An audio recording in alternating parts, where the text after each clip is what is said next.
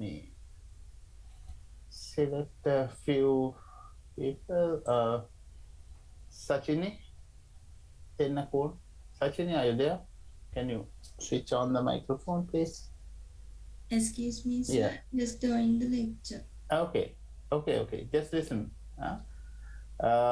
And I will give you instructions of what you have to do.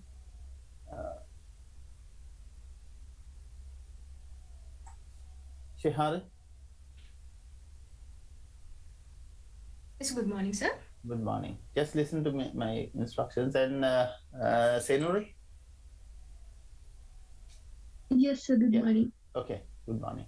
Uh, Senuri has to explain very briefly within 1 minute why we should use anthropometric measurements uh, to determine or to assess the nutritional status. Why should we use anthropometry to determine or to measure the nutritional status? That's quickly you summarize that to the class, Okay. and the others, Sachini should tell that what are the major anthropometric indices that we use to measure the nutritional status of children, and what each indicator uh, gives us what kind of information about malnutrition. You understand my question? So you need to tell what are the indicators, and indicate those indicators tells us what kind of situation in relation to nutritional status of a person. Yeah, and who is the other person I asked? Senuri, huh? So it's me. Yeah, okay. Uh, Shehari. Shehari should tell uh, the, again regarding the anthropometry.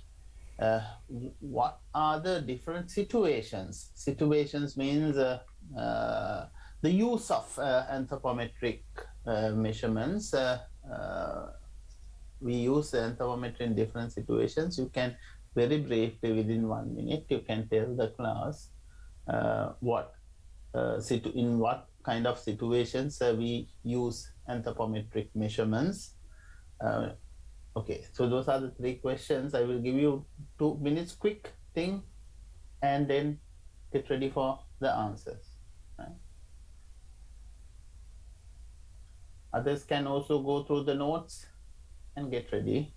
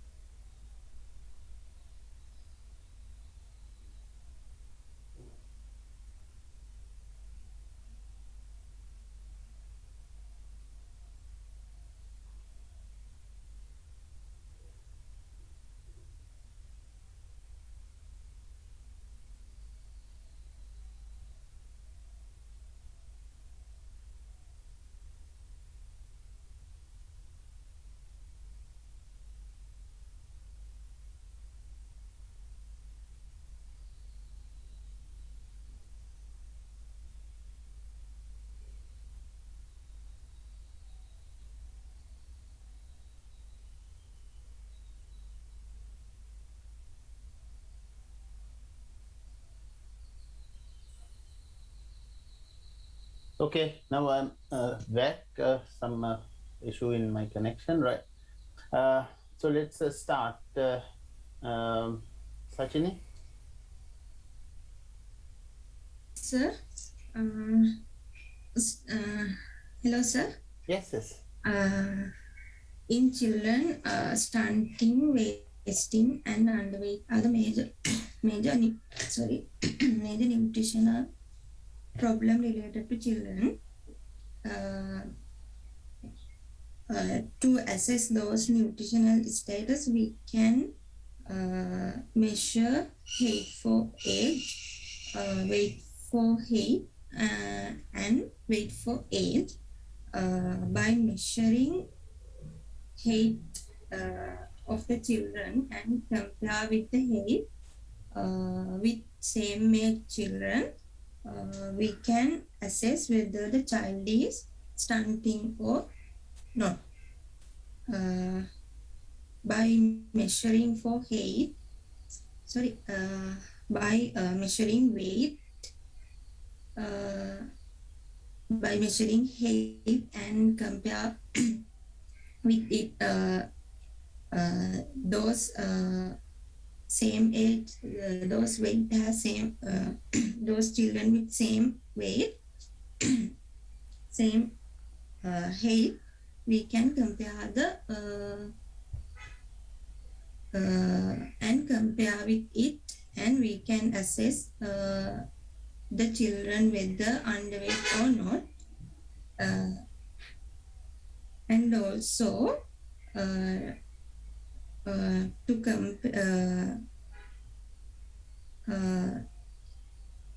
measure by measuring weight of the child and compare it with same height children, we can assess the wasting, is the children wasting or not.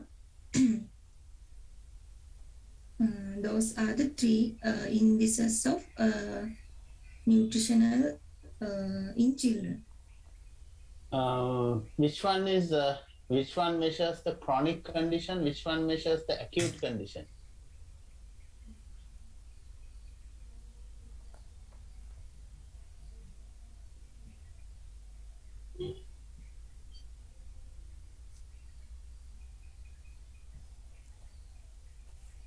Chronic undernutrition and acute undernutrition. In acute condition, we can use wasting. In chronic condition, we can assess stunting. Right. Okay. So then underweight, what is that? Underweight.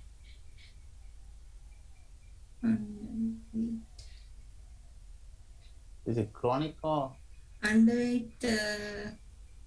Combination of both of them. Right. Okay.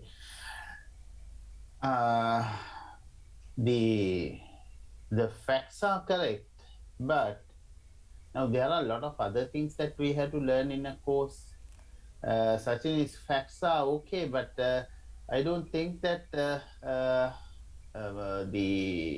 rest of the class can follow her that easily and understand what she said. It's not a language issue, but when you should know how to explain the things properly.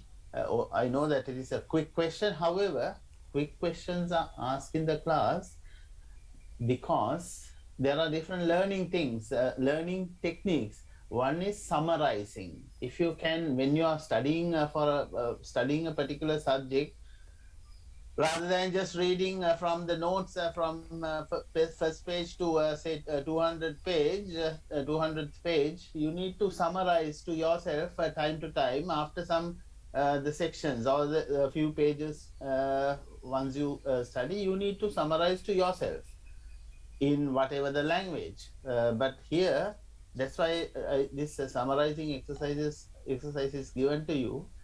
But I think there's no flow when you are explaining the things. So it's like a discussion class. So if you are elaborating something to colleagues, not to me, I didn't ask questions to me. I said, tell it to the people. So Sachini needs to improve that thing. And also there are some mispronunciation in English. I don't mind the other things, but weight and height has to be pronounced properly.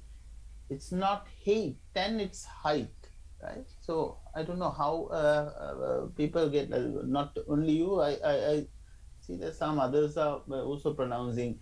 Uh, don't think that in English, when you write weight, WEIGHT, weight, and don't think that when you substitute W with H and the same spelling, it's height, but we don't pronounce it as height. It's weight, but it's not height, it's height. Um, and it is HIGHT, not HEI. So it's important to practice a little bit. That those are called quick presentations. Okay, right? Thanks, Sachini. The facts are okay. So three indicators, and she explained in detail what is that. What are those indicators? Right. Okay. The next, Senuri. Yes, sir. Yeah, no, I think, yeah, Senuri, yes. Anthropometric measurements are a series of quantitative measurements of the composition of a body of an individual. So first of all, anthropometry is the most frequently used method to assess nutritional status. There are few characteristics of anthropometric data. The first one is it is very precise and accurate. So you can directly link the anthropometric data for a person's nutritional status. And the second one is it's a standardized technique. So you have standardized data for compare and assess the nutritional status. And the third one is you can use it for recording in progress. Example,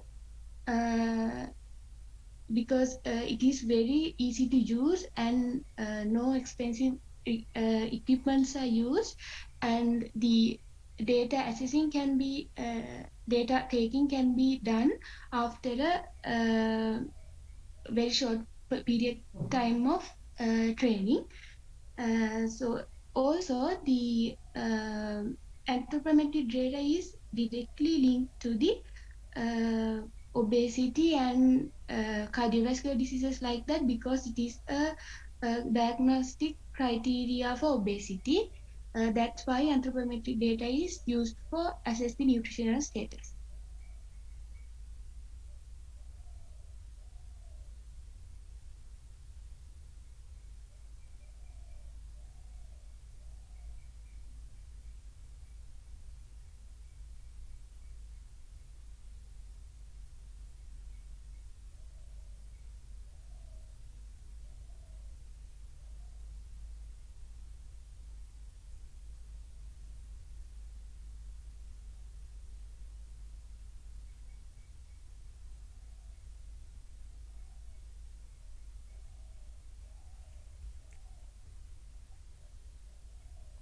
Okay. Why should we measure nutritional status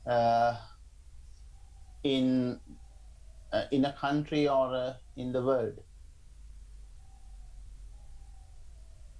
So I already gave the answer. Okay.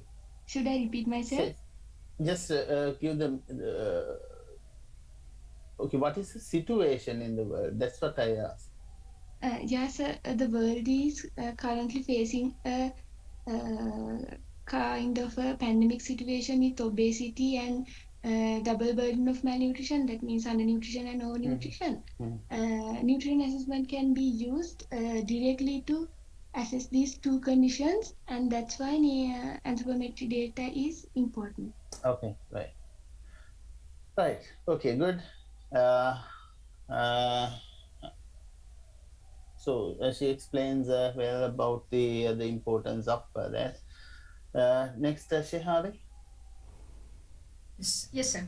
So I'm gonna explain you about the applications and the uses of anthropometry. So everybody, anthropometry is basically the measurement of body weight, size, and the proportions. And it's actually a precise, accurate method. And it's basically a sensitive indicator of health and the development of growths in especially the infants and the children. But we can use it to for the medical interventions and the nutritional therapies in all kinds of groups. Okay, so the applications are done at individual level and the population level. At individual level, we do the anthropometric assessment as one-time assessment and to assess the trends.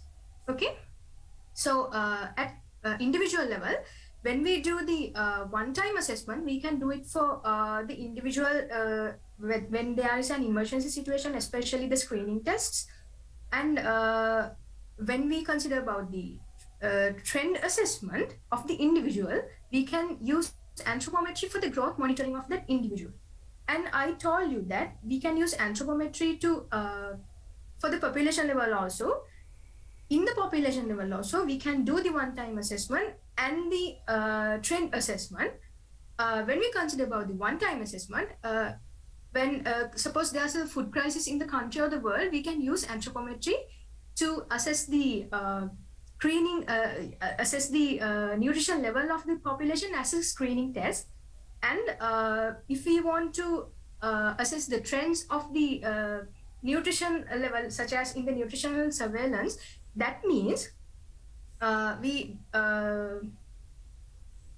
basically plan nutritional programs in order to improve the nutritional status of the population. We can use anthropometry again for the population.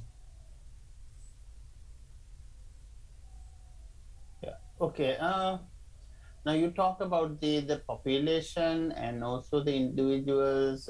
Correct, clear explanations.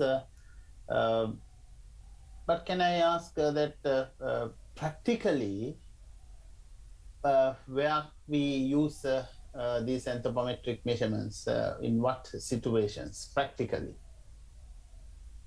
Give some practical examples. You understand my question? Sorry, it was a bit confusing for me. Yeah, okay. Now I will give one example. If the dietitian wants to know the nutritional status of the client, the dietitian measures the basic nutritional or the anthropometric measurements. Okay. Likewise, what are the exact situations? Yes, sir. Usually in the MOH clinics, they assess the anthropometric measurements of the children and the pregnant mothers, whether they are having enough nutrition and whether they are going on the correct track. So that's kind of a practical situation where we use anthropometry generally. More. Um, Some more examples. uh, Only in the clinics, only individually. What is? There was another situation I explained. I want to get that answer. So in school children also we use Yes, anthropometric that is techniques. true. In addition to that.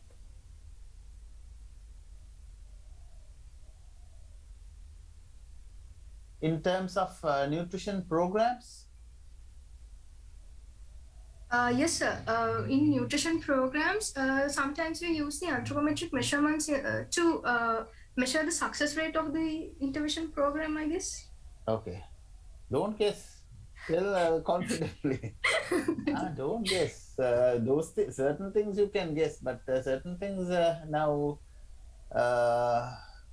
we use anthropometry or any nutritional assessment techniques to evaluate. That's a term. Evaluate nutrition intervention programs. Evaluate nutrition intervention programs. That means whether the program activities are going on successfully or whether there is an effect, or whether the programmers or those who implement the program can get an idea whether their outcomes are achieved. They have an expected outcome when they are running a program or implementing program. So then they want to know whether they have achieved those outcomes. So then they have the baseline measurement, and then thereafter, after implementing the program, they measure the nutritional status again in that the same population where the intervention was happened, and then we can see whether there is an improvement. Right. Thanks. Thank you. Thank you, sir. So let's go to the. I have a problem in my camera. So let's go to the last few slides of the set of the slides. Although the LMS is down, I think still it is down.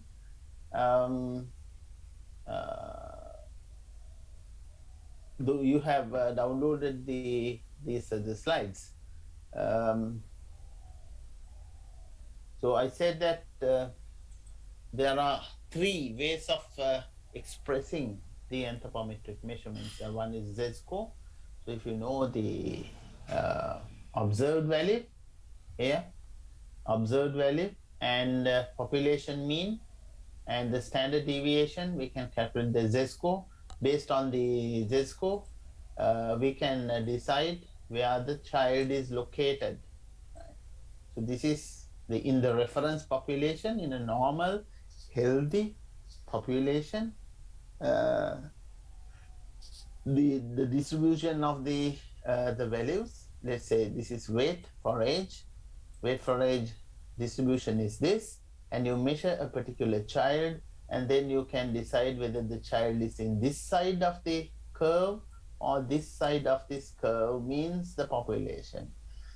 Compared with this is always, remember, we consider this as healthy, generally healthy, representative population. So this population, these are the WHO values that we take. The WHO did the study and they found this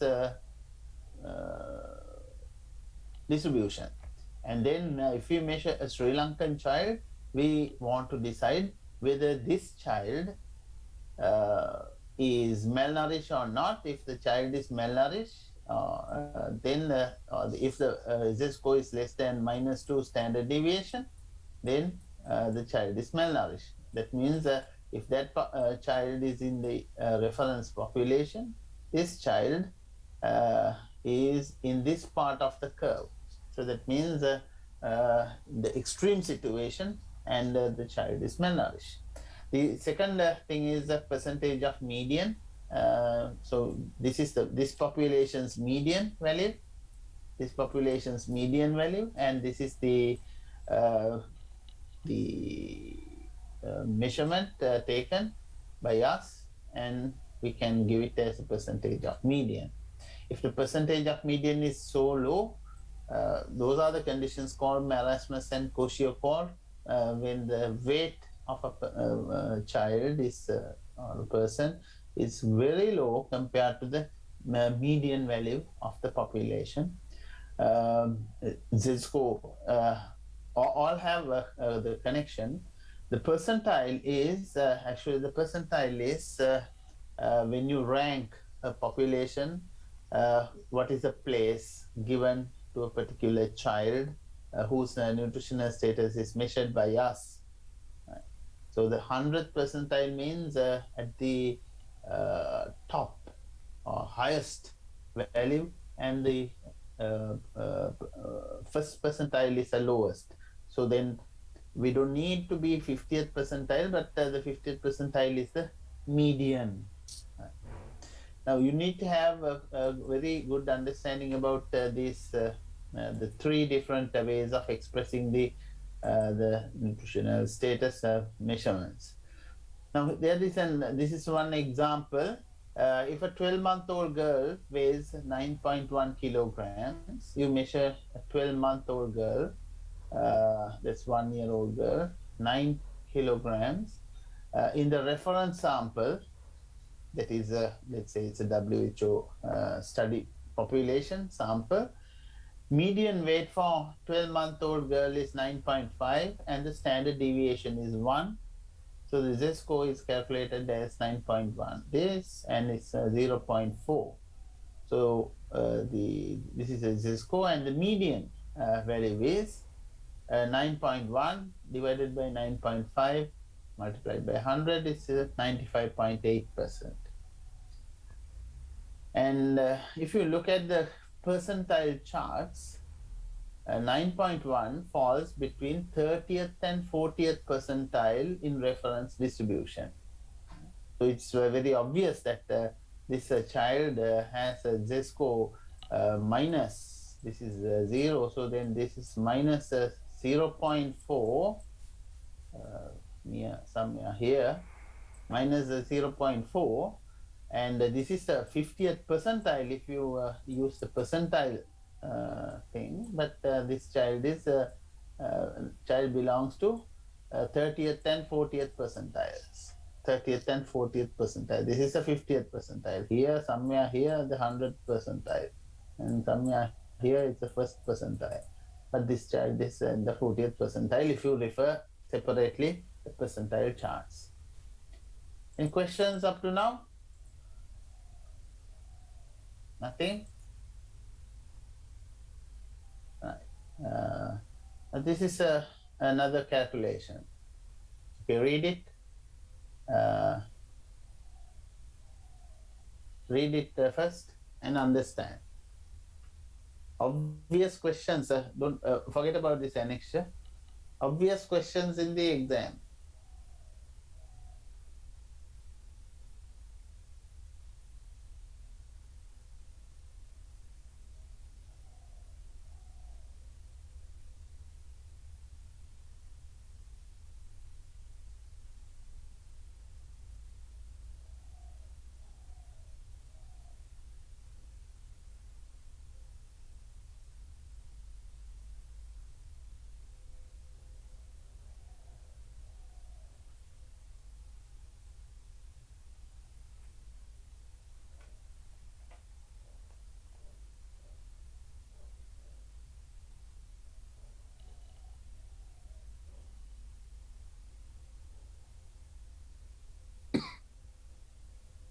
So z-score can be calculated like this. So minus 1.98. Therefore, the child is 1.98 standard deviations or z-scores below the mean weight for length. It's a minus 1.98 standard deviation below the median or the mean. Similar calculations could be performed for height for age and weight for age.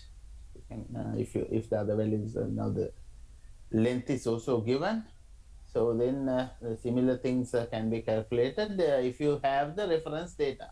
To calculate these things, you need the mean value and the standard deviation. This is another example. Little boy is 84 centimeter tall and his weight is 9.9 kilograms.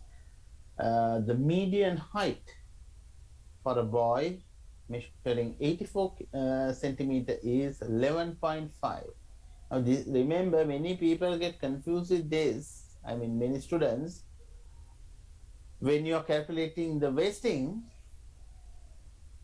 second point is important. Median height for a boy measuring 84 centimeters, not that same age, same height. A boy with the same height of 84 centimeters weighs 11.5 kilograms. And this boy, whose height is 84 centimeters, we want to know the weight. Weight is given 9.9, and then I want to compare these two children. So the common thing here is both are 84 centimeters tall, and this child is 9.9 kilograms and this child is 11.5. So then you know that this is 11.5, and this is for 84 centimeter children, and this child is 9.9. So definitely this child will get negative z-score. This is negative z-score, right? So then you can calculate the z-score, and here the percentage of median is given as 86.1. So 100% means the child is here, equal to a median, right? So that's how we do the calculations in anthropometry. Questions?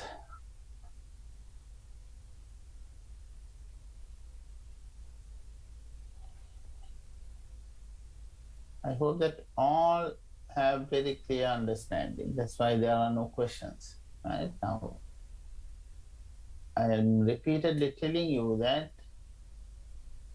if you can't do this, forget about nutrition. Now it's too late to forget about nutrition. So you need to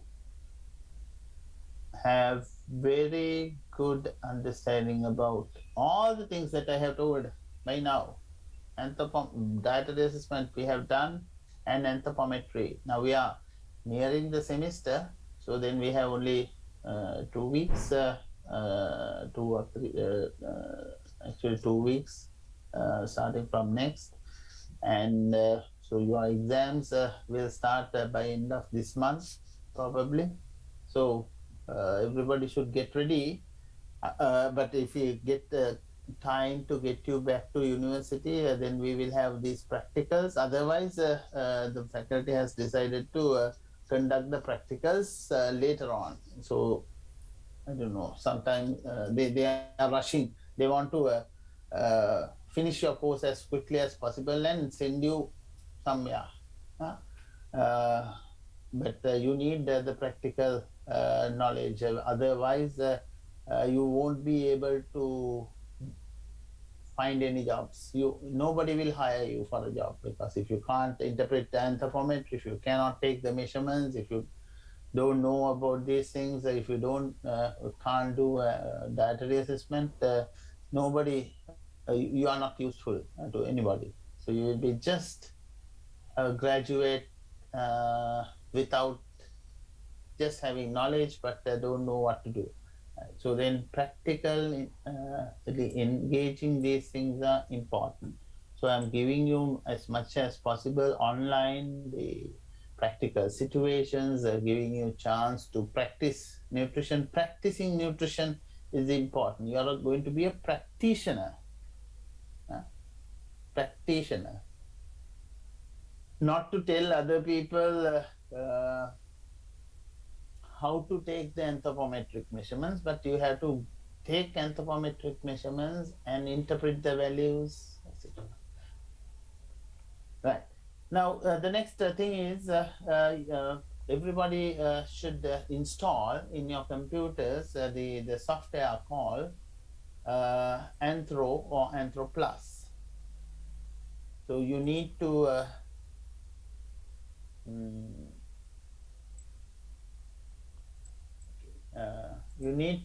go to Google and then search for Anthro, say, or Anthro software. Then you can say the Anthro WHO. So then you will get the WHO Anthro link. Better to get the correct WHO link. This is WHO Anthro survey. So you get the different kinds of links, and this is a different thing. This is WHO Anthro Survey Analyzer. Anthro Survey Analyzer is an online tool and using this online tool, you can assess or you can do the calculations of Z scores, etc. So that's Anthro Analyzer. But you will get WHO Anthro software. So Anthro software, this is a WHO Anthro. So you download this, and which is not a big program, it's a 3.88 megabytes. You download it, install in your the laptops. Everyone must do this. And the next exercise comes using this WHO Anthro. Now I'm going to show you the WHO Anthro program and the features very quickly. And then today itself you can download it and install and try some of the features, and I will give you some exercises to do using this software.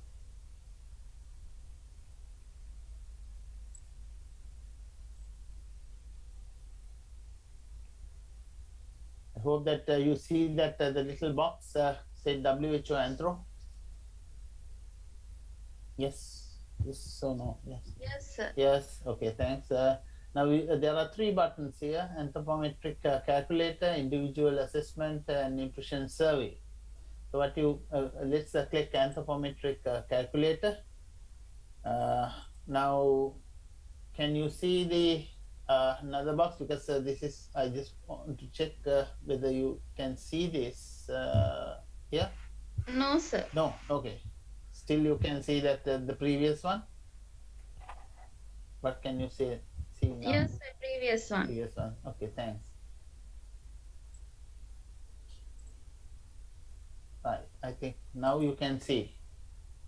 Yes, sir. Yeah. Okay. Now look at this. The calculator.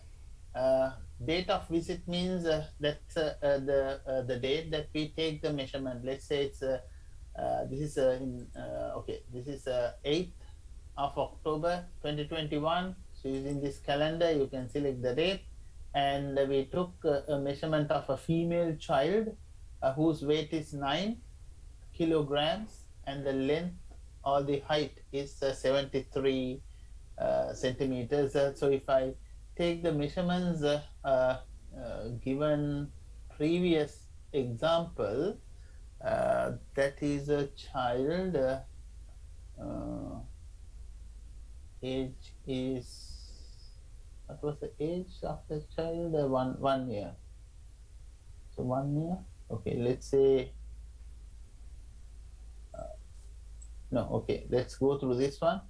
The weight is 9 kilograms, and the length or the height in centimeters. In centimeters it asks, so 73, and the BMI is 16.9. And don't compare this BMI with adult values.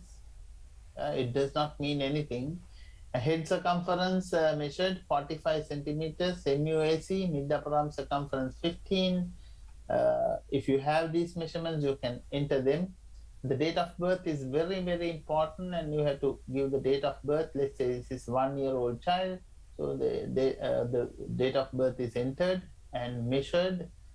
Recumbent or standing. Standing means the length is taken of a child. Then we say it's a recumbent. That's the child is kept horizontally, and the length is measured.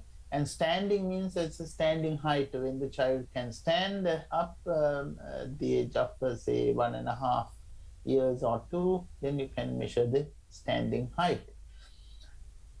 You need to check whether the child has edema or not, because if the child has edema, you cannot directly use these cutoff values. You need to do a little correction for the excessive water in the body. So edema, yes or no, you need to mention, and you should know how to check whether somebody is having edema. Visually you can do, otherwise you need to press your thumb against the skin, and if the thumbprint the thumbprint gone within a few seconds, then no edema. If you can see the thumbprint on the skin, that means the person has edema. In addition to that, some other measurements are taken from children. That is, those are tricep and the subscapular skin fold. Later on, I will explain these skin fold measurements. So those values, whatever the available values, you can enter. If you don't have these values here, that's fine. So then this anthropometric calculator of Anthro gives you various things. So here, weight for length, percentile value is given 61.4, and the z-score is given, it's 0.29. Weight for age is given, it's a 0.05 z-score. Length for age minus 0.39. So then weight for length, weight for age, length for age, z-scores are given, and BMI for age is given. So for in children, we use BMI for age, not just BMI, because in children, BMI is also changing depending on their age. That means the best BMI is not fixed like for adults. Adults, it is fixed.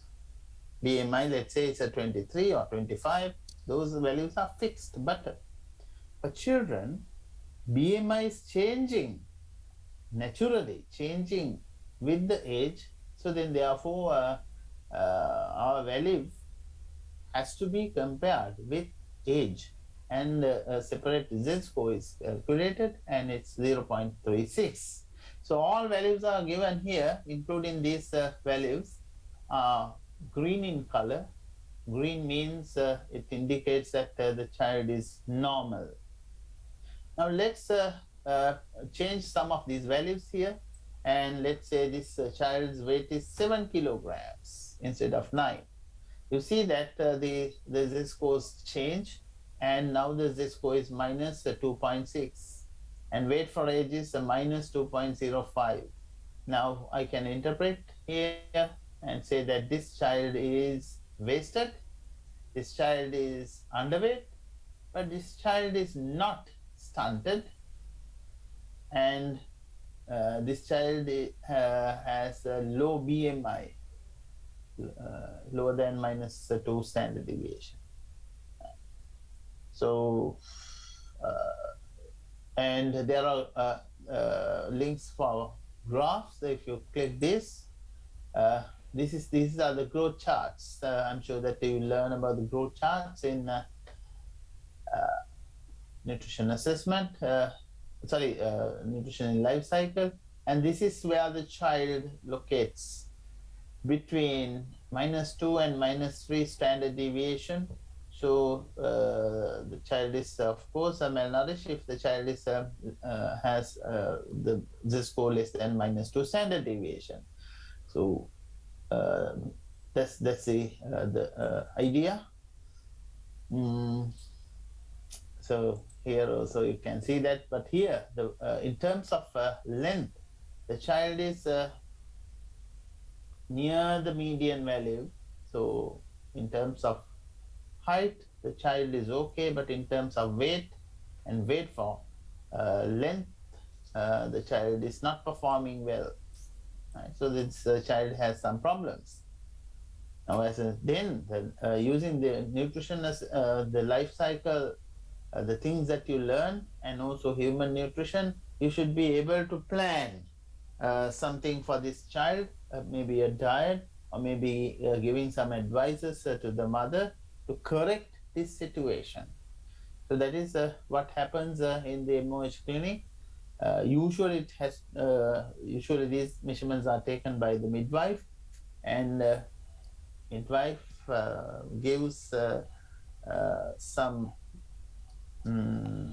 kind of interpretation to the mother, saying that your child's weight is not enough or height is not enough, and then you can change the weight quickly. Within 1 month, 2 months, you can change the child's weight if you feed well. So then the midwives are the people who are handling these things, because we don't have nutritionists in the field level. at the moment, but ideal situation is the MOH office, each MOH office should have a nutritionist, and then the nutritionist should give advices to the mothers what kind of diet that they should take. Should take means they should give to the child and other child care things.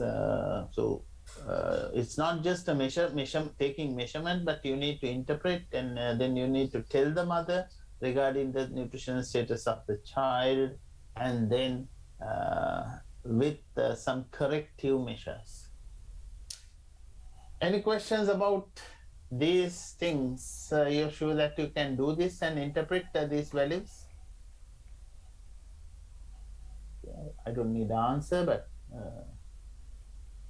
if the values are given to you and you have the Anthro software, and whether you can do this, that is my question, and interpret, get these values, z-scores and the percentiles. Now you look at these percentiles, the percentiles, weight for age, percentile is 2 and the z-score is -2. Okay, so there is a link between the percentile and the z-score. There's a link between the percentile and the z-score. Right?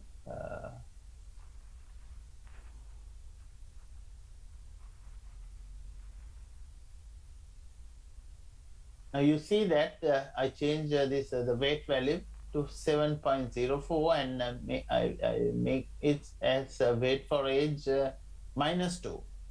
So the -2, the equivalent percentile is 2.3. Equivalent percentile is 2.3. And so actually the z-score -2 means the percentile is less than 3. Right? So between 2 and 3. Right? So you get an idea of the relationship or the connection between z-score and percentile. If I change this the height to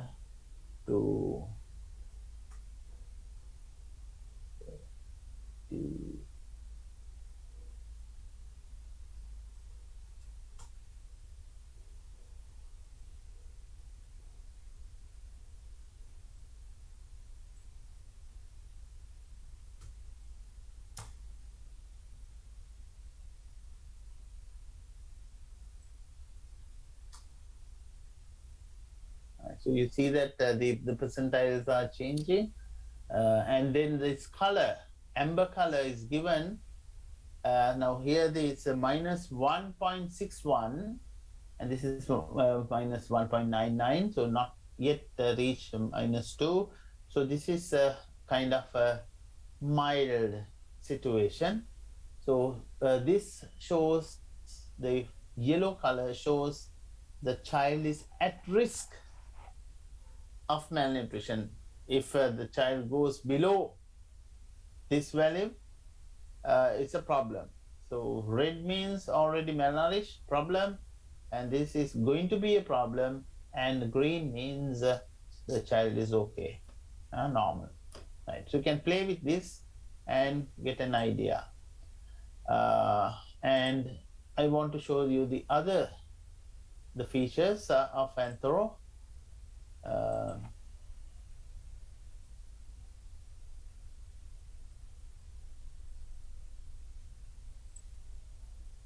When I click the other one, that's a nutrition individual assessment.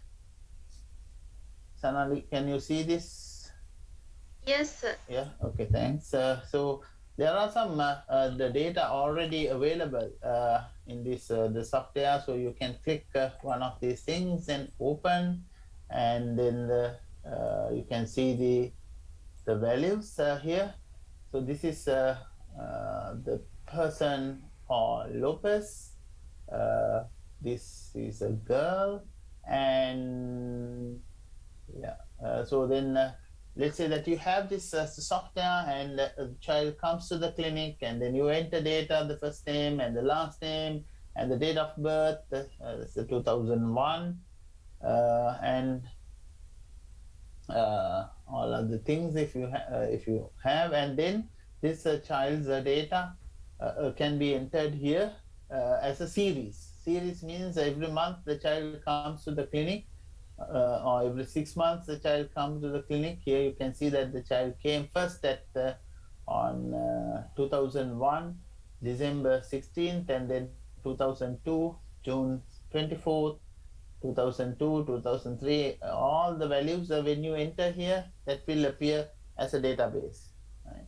So all these are the values that you can see. It's a series of values. This is not one value, but it's a series of values. So once you get those a series of value, when you are changing going from row to row, you can see the changes in the nutritional status. And what you can do, you can also click these things and see the position of the child in the graph. Or else you can click this one, generate child report, here on the little Excel icon, and you can get the child's report. So this gives an idea about the particular child individuals, a series of data. And the third one, in Anthro, you will see that something called nutritional survey. Right? The nutritional survey, now many people can understand what's a survey and how it goes, and how to collect data, and the data, how the data is recorded. Now, if you are doing a survey just manually, then you have a questionnaire with you, the printed version, and there you have to write down all things. But nowadays we use the computers or the laptops or the tabs or the at least phones to collect information and directly enter them, and then they go and to a central location, and all data is saved. Here the nutritional survey, I click nutritional survey, and you can now see this kind of a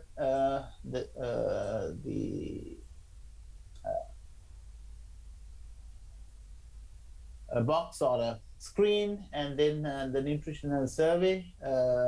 You can start a new survey. Let's say that you are taking measurements of children under 5 years. Remember that this has the date. You can use Anthro for the children less than 5 years. After 5 years, 5 to 19 years, adolescent and the others, the children, school children, and adolescent school children, you have to use Anthro Plus. This is Anthro. Yes, Anthro Plus.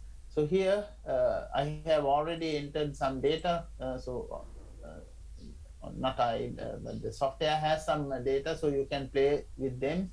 I click this survey, sample survey, and I open it, and then I get a lot of data here in the this one. So you can see that the 482 records of the children. So then there are a lot of other features. If you want to add another set of data, you click this, and there will be a separate place to enter data. So for this table, you can add any data, and there you can filter data, select some of those people, and there are some options, and also importantly, you can make and get an anthropometric report. Now these are different children, so when I'm moving, you can see that the colors are changing, so that means they have nutritional status different. You see here that the black color Z-scores, means they have severe situation. Red is less than -2. If somebody has less than -3, it gives in black color. That means severe. This child is severely wasted, severely underweight, stunted, stunted, moderately stunted, and BMI for age is also low. So then this child has low BMI. Now, so if you have the other data, head circumference, MUAC, and the other skin folds, you will get these scores as well.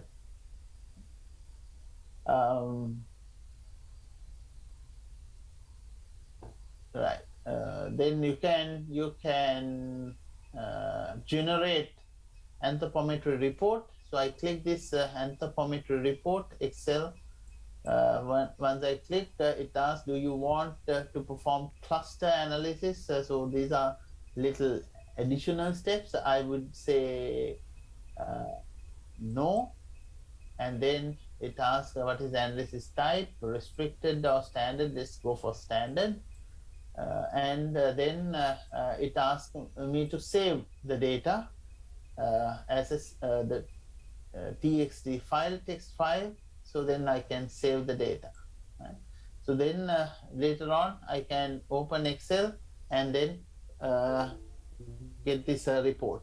And it shows that the percentage of children in my survey data, what is the percentage of children below -2 standard deviations, or that's stunting, underweight, and even the wasting, stunting, wasting, and underweight data can be seen in the report.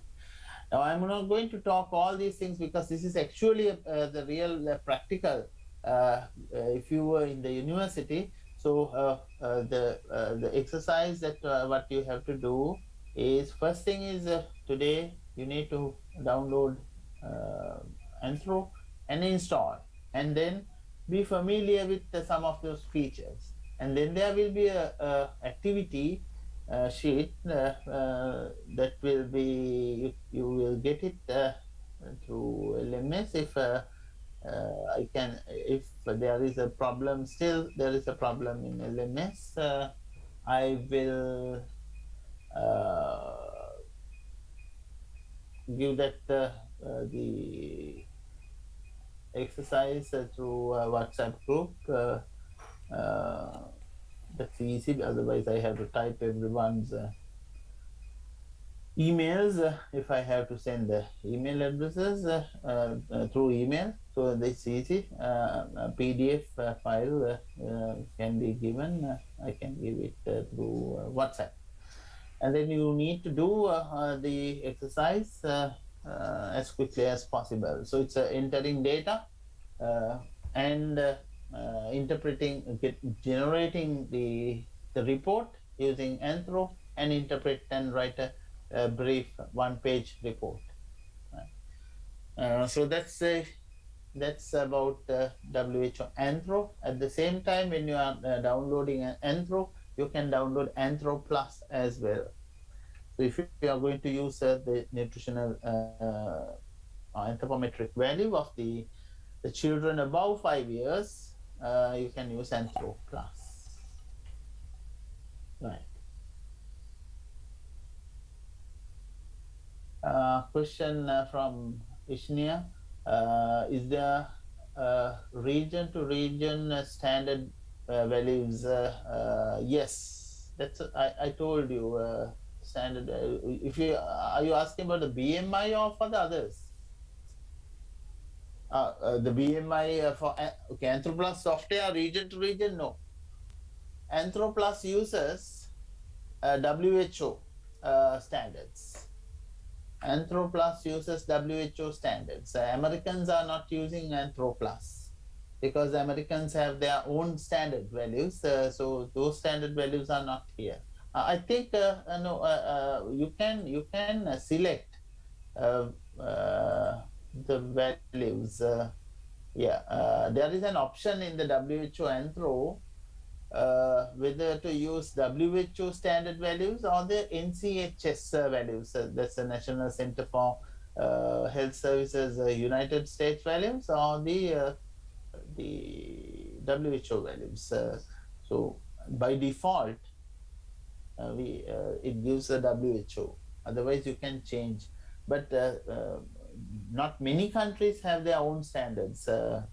America has standards, and few other countries, I can't remember, maybe even the England doesn't have, or UK doesn't have their own values. They are also using WHO values, as far as I can remember. Any other questions?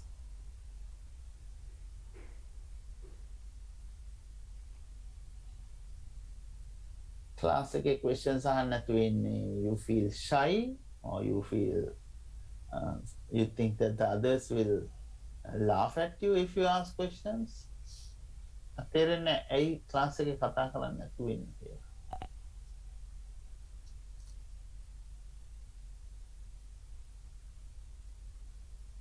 ඔක්කොම තේරුණා වගේ හිටියට ප්‍රශ්නයක් ඇහුවාම කියාගන්න බැරි නම් එතෙන්දී තමයි සවුත් වෙන්නේ. That's the problem. So you pretend that you know everything. No questions. And then when I ask a question, you get stuck. මෙතන කතා කරන්නේ නැති එක්කෙනාට කවදාකවත් communication හදාගන්නත් බෑ. You can't develop your communication skills. ප්‍රශ්නයක් අහුවාම ඊට පස්සේ වෙන්නේ ඒ කවදාකවත් කට ඇරලා කතා කරලා නැතුව ඊට පස්සේ තටම ඉන්න වෙනවා ප්‍රශ්නට උත්තරේ හරියට කියාගන්න බැරුව. Clear නෑ දෙන උත්තර. ඒක තමයි දෙන්න when you are going to the exams also the same. You can't write clearly, crisp answers, target, focus. Okay, we'll take a break for 5 minutes. Now it's 9:45, 9:50. Quick break, and then I start another topic under anthropometry.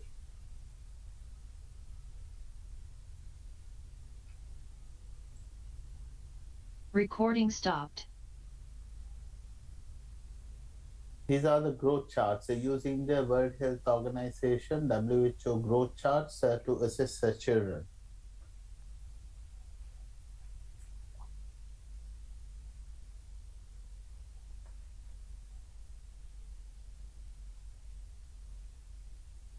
Now we discussed that we use anthropometry for 1-point assessment. That means just assessing a child only once. That's that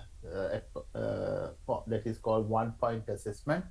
Or else you can take a series of measurements continuously to describe the growth of the child. Now this part definitely has been done in life cycle, nutrition in life cycle. So, and you need to link this course with the nutrition in life cycle.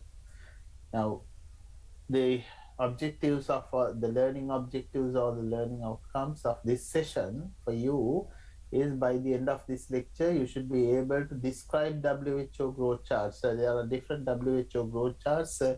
Now, you need to get an idea about the different kinds of WHO growth charts, and if the values are given, you need to plot on the appropriate growth chart, because there are so many growth charts, and interpret the results of a growth of the child. So I quickly go through this the section WHO growth charts for infants and children. Again, after this session, for additional reading, you need to go to the World Health Organization website, and there is a separate section on nutrition. WHO nutrition section, topic nutrition.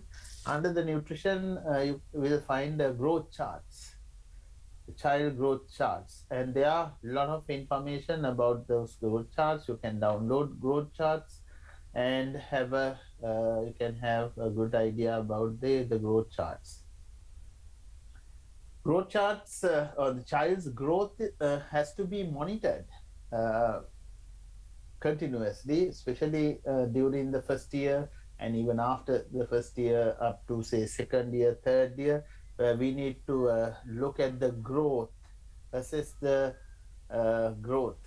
Now it shows the adequacy of the nutrition. For example, in your examinations, once your examination marks or the results are released, we also look at, and you also look at, not only us, but you yourself, you look at what has happened in the first year, first semester, and first year, second semester, and then second year, first semester, second year, second semester. So you want to see the progress. So when you are meeting your mentor, the mentor talks with you about your progress. Whether the GPA value goes up or down, or then the corrective measures are suggested, and also you will understand that what has happened to your GPA, and then you change your way of studying. That is something similar to the child growth. Here we assess the adequacy of the nutrition, and also we use a growth chart to identify the weight status and potential for obesity, whether a child is going towards the top lines, and whether the child has a potential for obesity. Both sides are bad. Very high weight means obesity. Very low weight means it's underweight. So then we want to see whether the child is having a proper growth. And also the child growth is monitored to screen or to identify. Screen means identifying at early stages. Screening for diseases related to abnormal growth. So some children may have some genetic disorders or some other diseases related to abnormal growth, maybe hormonal issues, thyroid issues, or some other genetic problems. So we can see that there is an abnormal growth if you look at the growth chart. But you can't see these things properly if you just take one measurement. We don't know what's the trend. Now it's like I ask you what's your GPA in the first year, second semester. So you just tell that, but I don't know whether there is an improvement or you have gone down. Your GPA has gone down. So I need to look at the previous measurements as well. So growth charts are the standard tool for interpreting growth. Here you see that the child, how the child is growing. So this kind of growth is shown in the growth charts. It does not say that the child is standing or crawling or something like that, but there are separate growth charts which shows the psychomotor development. This kind of this is actually motor development, motor movements. Motor development charts are also there in the WHO website, but I am talking about the growth charts. Many countries have their own growth charts, sometimes based on their own data, but we use the WHO growth charts. As I mentioned, this group or these values are derived or were derived from a population which has exclusively breastfed babies from different countries. The WHO growth charts are different from the American growth charts because American population, a majority or a considerable proportion of the children are not exclusively breastfed. Exclusive breastfeeding meaning you know. But they are bottle fed or formula fed. So that's the main difference. The growth charts showed no difference between ethnic groups. So don't think that the Tamil and the Muslim and the Sinhalese have different growth charts. We all grow in the same way. There is no difference between a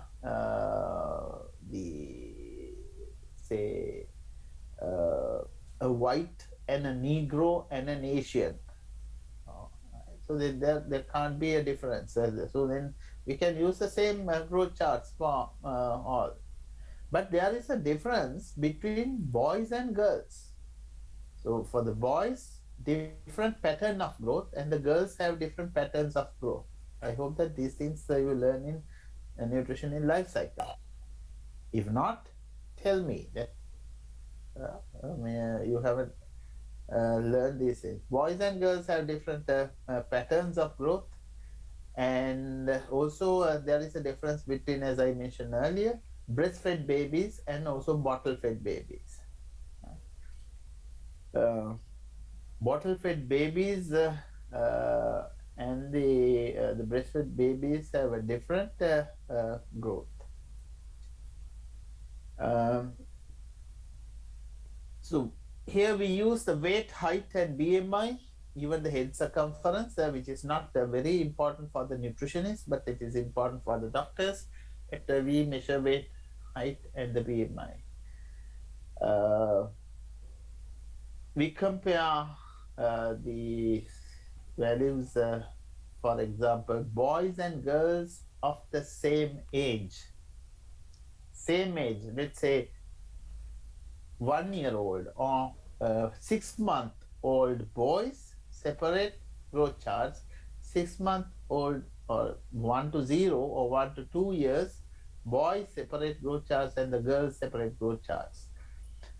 You can have, or we can get the percentile charts as well. Sometimes they are given as percentile, sometimes they are given as Z-score. Right? So percentile growth charts are there, or the Z-score growth charts there. We can use them to track the child's growth. Tracking means, now those who are doing the survey have to use the tracking sheet that I have given to you through the Google Drive.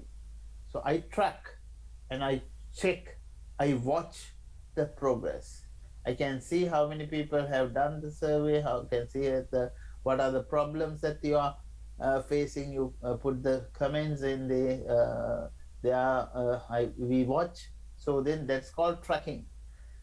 If we don't have a tracking sheet, I have to ask you time to time what are you doing.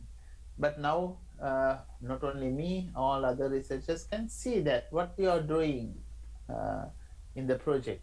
So same thing here. We use the growth charts to track. Now this is about the WHO study. The World Health Organization used this kind of samples from different countries: Brazil, Ghana, India, Norway, Oman, and USA.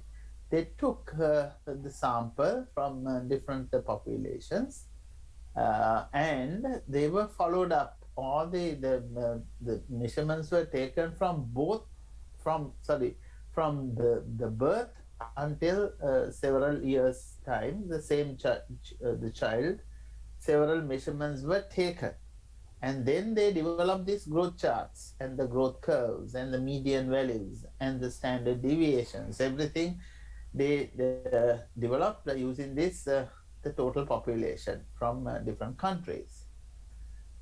Now you see that the growth rate of the breastfed infant,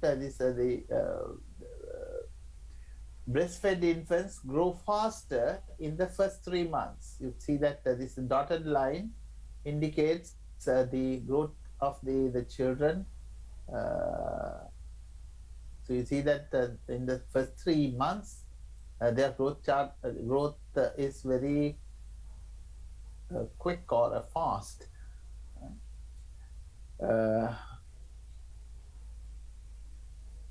But they slow down their growth after 3 months or 3 to 12 months. 3 to 12 months, their growth, you see that the chart goes like this, and the CDC growth chart, CDC or the NCHS, these are the American growth charts given in the thick line. This has more non-breastfed children, and therefore you see that the higher growth, here there is a gap. There's a higher growth for the children who are not exclusively breastfed after 3 months. Right? So just to show you the difference between the growth of breastfed children and non-breastfed children. And this is the growth charts, just the WHO length for age growth charts. Length is in this side, age is there. Nothing else, no z-scores, nothing. Z-score is not given in the x or y-axis. Z-score is here. Right? This is -3 z-score line, and this is -2 z-score line, and this is 0, and then +1, +2, +3. This one is a height for age. This one is height for age for boys, and this is height for age from for the boys from birth. Sorry, this is length for age. This is length for age. The previous one is okay. This is length for age. Z scores for boys from birth to 24 months. This is the length for age percentiles. You can give the Z scores, or the charts are available as percentiles. So then 3rd percentile, 15th percentile, 50th, 85th, 97th. There are 100 percentiles, 1, 2, 3, 4 up to 100, but all are not drawn here. Otherwise, it's very unclear. So for the clarity, they have given 3rd, 10th, or 15th, 50th, 85th, or 97th. These are the growth. This is the WHO weight for age, Z-score values for, this is, sorry, height for age. Height for age, you see that the height for age is more linear,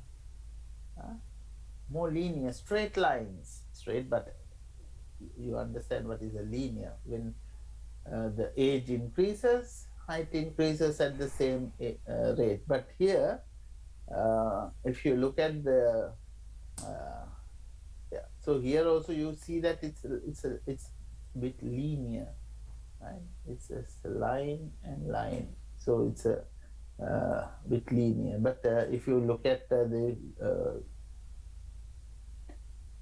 weight increment, it's not that straight. It's not a straight line. Right. So then these kind of tables are also available in WHO or in other places, CDC, American ones. So if you know the week, and then you can find out the percentiles. The age is say 6 weeks, and the if you know the length of the baby, let's say the length of the baby is 54.9. 54.9 of a 6-week-old baby. So then the percentile is 25th percentile. So 25th percentile is okay, right? Usually we take as a 3rd percentile as a cutoff. Sorry, 3rd percentile as a cutoff. You saw that, see the comparison between percentile and the Z-score. Z-score -2 is nearly around, say, 3rd percentile. So this is the cutoff. So this child is okay. Let's say the child got malnourished at the age of 10th week, and now the length is say, no, this is 54.9, and then thereafter, let's say the child's child has a problem of growth, and then this child's weight is 55.6 here to here, right? And now the child from 25th percentile dropped to the 3rd percentile at the age of 10th week. So you can see the changes in the growth. These are percentile tables.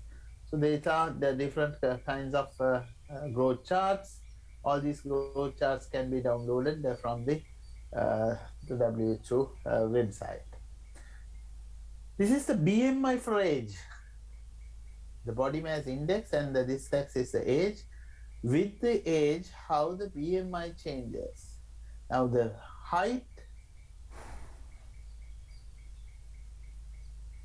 increase like that, age for height increase like this, and age and the weight increase like this.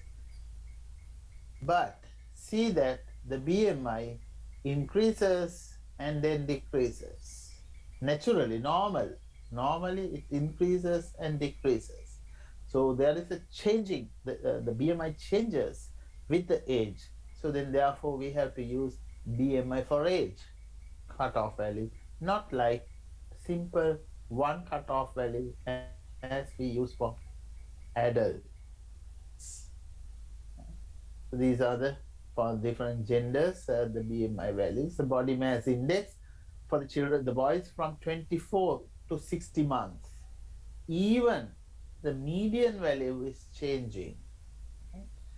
The cutoff is -2. Cutoff is -2, but the median value is also dropping. It's naturally, that means, the meaning of this, the boys at the age of 2 years, the age of 2 years has median this much of BMI, and at the age of say 5 years, normally, or the median average BMI of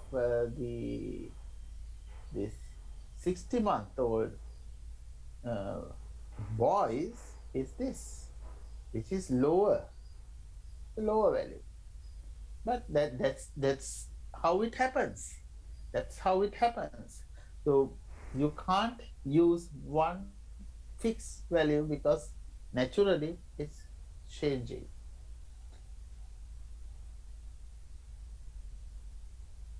Right. This tells us about the use of Anthro. Use of Anthro. In addition to Anthro, there is another software called EpiInfo, which is a big software that is also free. You can download and install, but you need it now. EpiInfo, you need to remember the name, EpiInfo. I told you about the head circumference. Head circumference is measured around the head of a little kid or an infant. That is important mainly for the health professionals to see whether any problems in the growth of the brain. These are the different kinds of WHO growth charts. In addition to the height, weight, and BMI, there are growth charts for head circumference, arm circumference, subscapular, skin fold, tricep, and also motor development milestones. I told you, movements. And the weight velocity, length velocity, head circumference, velocity growth charts are also available. Now, this is not a WHO growth chart, I suppose. Maybe some other thing. Yes, so this is from American growth charts. This is how we plot the growth of a baby. So at different ages, different age, and this axis is this is for the length. So length for age percentile. You see that the child is growing. So you can link these the things like that. This. So this is the child's growth. So generally, this child has this child's nutritional status in terms of length for age is okay because this child never gone down below the third percentile. Never gone down, even did not reach the 10th percentile, right? So the child is okay. So that's what I can interpret, and also you might have learned in the nutrition assessment. The child should ideally follow a particular percentile or particular Z score, not having this kind of zigzag type of growth. This is not appropriate. A child should follow whatever, whether it is 10th percentile, 25th, 50th, or 60th, or 90th, whatever, they should follow a particular percentile, particular curve. That means they have their growth is very systematic, not ups and down. So that is what we expect from the child growth. Right now, this interpretation of growth charts important for nutrition in life cycle, and also here in a nutrition assessment learning objectives. I said that at the end of this today's lecture, you should be able to interpret these charts. If I give a chart, now look at these charts and get an idea, and I'm going to ask somebody to explain the growth of these the children.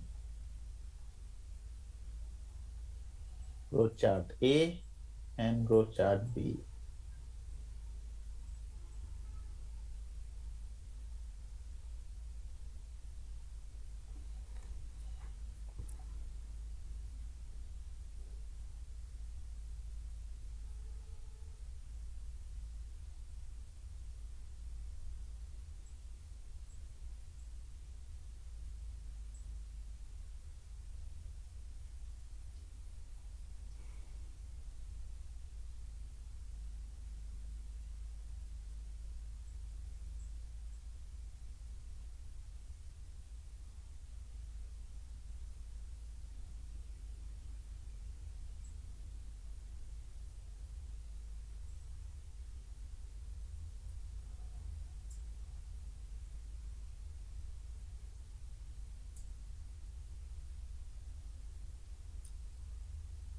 Shivanti, can you explain the growth chart A? Yes, sir. This chart is about the weight for age. In the first few months, up to about 12 months, his growth has obtained. He has obtained adequate weight because it is above the 5th percentile, and thereafter it has reduced slightly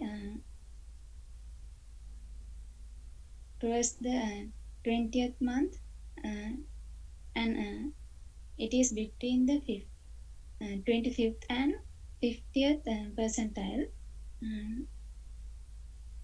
but it has not reduced below the 10th percentile, so the weight is not appropriate, I think. Not appropriate.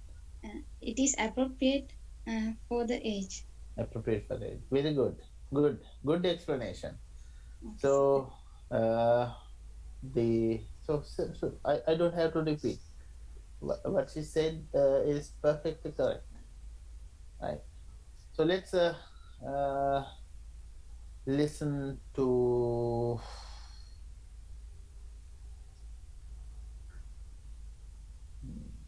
Nirushda. Yes, sir. B. So the B chart displays about the length for age. So when we are looking at it for the first month, so the graph points are fluctuating. So from 0 to 4 to 5th months, it is nearly between. So at the age of 5th, it reaches the 50th percentile. Then after that, even though it's fluctuating, it is moreover moving from 4 to 8 months. It is above the 50th percentile. It is between 50th to 75th percentile, and after that, it is always increasing up to 70th percentile. So I think it is okay. It's more than 50th percentile to 75th, and after that, after at about 20th month, it's more than, it is between 70th to 90th percent. Okay, right, good. So it's Good. not Okay. nutrition. Yeah, this is not, the child is not malnourished, the child is okay, but there are some little ups and downs. Although the child is not following the same percentile continuously, that's a problem. So the problem of changing the body weight or the especially the changes in this body weight or the even the length shows that some problems here and there in the child's nutrition and care. That is what it shows. Right. So then, okay, good explanation. Right. So the protein, energy, malnutrition, already we discussed these things in human nutrition course as well as here. So this is simply the failure to grow adequately. Protein, energy, malnutrition causes failure to grow, growth failure of the children in terms of height and weight. So sometimes it can be very severe and sometimes it can be mild or moderate. It is basically due to inadequate food intake. You can remember that I mentioned about that the different diagram showing the different factors causing malnutrition. So the direct factor for failure to grow is inadequate food consumption, especially protein and also energy. This may not mean that there is too little food in the house or even that too little is offered to the child. So sometimes food intake is this basically due to inadequate food intake compared to the high needs of early infancy. So very high nutritional requirement that learn in nutrition life cycle. So various the problems can happen. Now this shows the three children, 2 years, 4.5 years, and 5.5 years. So you see that this 4.5-year child is much taller than the other two. So then to compare these three children, you need to take the measurements and get the Z-score. Otherwise, you can't just compare these children and say that this is the tallest child and this child has the best nutrition and this is the shortest and this child has worse nutrition, because you can see that this is a 2-year-old child, height is this much, and this is a 5.5-year-old child, height is this much. Right? Short means definitely chronic malnutrition. Definitely chronic malnutrition. Right? You can say that my mother is short and my father is short, so therefore I am short, but still, I believe that it depends on nutrition rather than the genes. Interpreting growth charts, so one-off measurement, single measurement only describe the child's size, so then we need to take a series of measurements, and the serial measurements are in the curve as we saw that, and then we can look at the overall trajectory of weight for age, length for age. Learn these terms, new terms. Trajectory is a pattern of the growth. The children have a particular pattern, right? Now, even if you are in the same age category, right?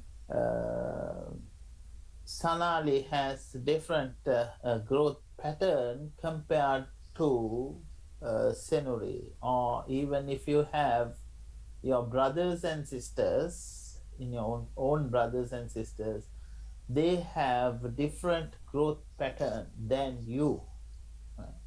So sometimes your younger brother or the definite sometimes younger sisters are growing faster than you, and then they might be taller or bigger or heavier than you. Definitely the boys grow faster or in terms of weight and height. But even if you have the say the if you are a girl and if you have a sister, then younger sister, sometimes the younger sister may uh, get a greater growth than you and taller than you. That kind of things can happen. Even among the males, your brothers might be having a greater growth than you. Uh, Growth chart, centiles, percentile lines, also I explain you. For example, 50th of the population are expected to be below 50th centile. This is the 50th centile, and 90% below the 90th centile. So then understanding the percentiles important. If when you measure a child, if the child is on the 50th percentile, that means 50% of that the same age or the similar children in the population, 50% are above that person, 50% are below that person. So the percentile interpretation is that. Now these are the, let's say these are the percentile values, and let's say this is the 50th percentile, and if let's say that a particular child is here at the 50th percentile, that means in that WHO population 50% are above this person or the same age or same sex, similar population. 50% are above this person, 50% are below that person. That's what we call that's a median. If somebody is at the 95th percentile, that means 5% people are above and 95% are below. So even when in your A levels you get Z scores, but even your Z score can be interpreted as a percentile. So if your Z score is 0, that means that is equivalent to 50th percentile. That's equivalent to 50th percentile. You are in the middle. If you get plus 1 point something, that means you are on, at the higher percentiles. So must know very well, you should have an idea about the Z scores and the percentiles to interpret these values. Quickly, let's look at the parents and the professionals should not feel under any pressure to try and ensure that the baby's weight should be on or near 50th percentile at any age. Right? You should not interpret and say that the baby's weight or height or something is below the 50th percentile, therefore problem. No. You can be lower than the median, but it is not a problem in nutrition. Nutrition is not a problem. 50th percentile is not our cutoff. Our cutoff is, say, 3rd percentile or the 5th percentile, the lower cutoff values. And also crossing the centiles, as I mentioned earlier, crossing one centile is also not appropriate. So then that means that crossing means somebody is at 50th percentile and now cross it and go to 20th percentile and again go into 60th percentile. Ups and down, crossing the centile is not a good thing. Babies who are large at birth are more likely to move to a lower centile. Usually the bigger babies start some drop at later stage. Opposite is true for babies with low birth weight. Low birth weight babies catch up the growth. That's called catching up. Right? Going down is called catch down. Catching down, catching up. Usually low birth weight babies catch up their growth.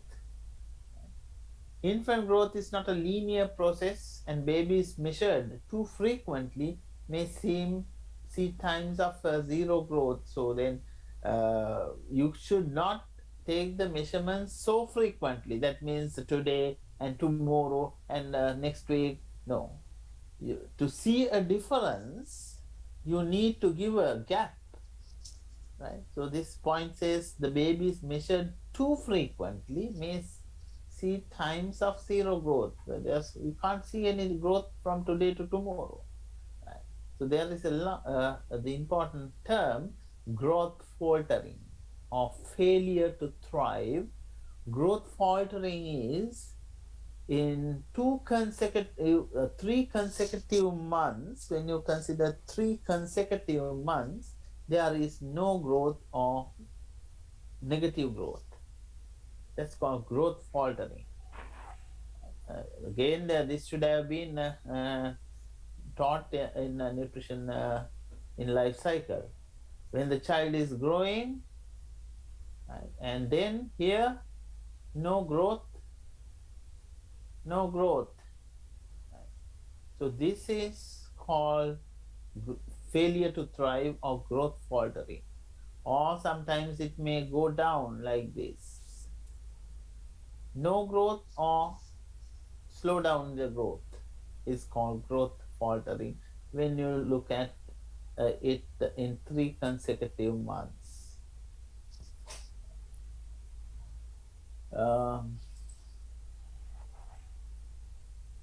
Okay. The rest of the things in relation to the growth charts I will do in the afternoon class. I take lectures from 1:30 to Recording stopped. 1:30 to 3:30. And this part, as well as some other the topics, that's body composition measurements will be done in the afternoon. Important session. Now I will close the session and we will meet at 1:30.